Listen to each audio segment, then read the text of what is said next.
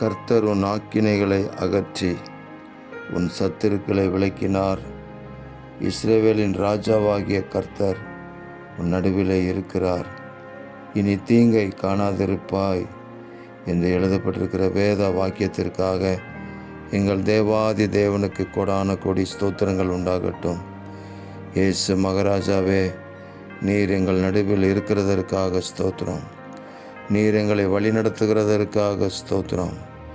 ஆமேன். பூமி முழுவதுக்கும் ராஜாவாயிருக்கிற எங்கள் ஆண்டவரே, உங்களுக்கு ஸ்தோத்திரம். பூமியின் ராஜாக்களுக்கெல்லாம் அதிபதியாக எங்கள் இயேசு மகாராஜா இருக்கிறதற்காக ஸ்தோத்திரம். இப்பொழுது நாங்கள் ஜெபிக்கிறோம்.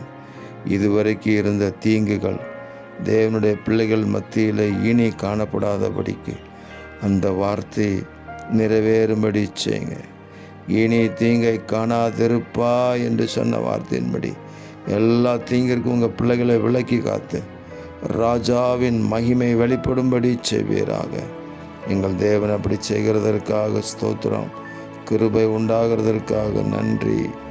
உங்களுடைய ராஜரீகத்தை நாங்கள் வெளிப்படுத்த உதவி செய்யுங்க. இரட்சகர் இயேசுவின் நாமத்தில் ஜெபிக்கிறோம் பிதாவே. ஆமேன், ஆமேன், ஆமேன்.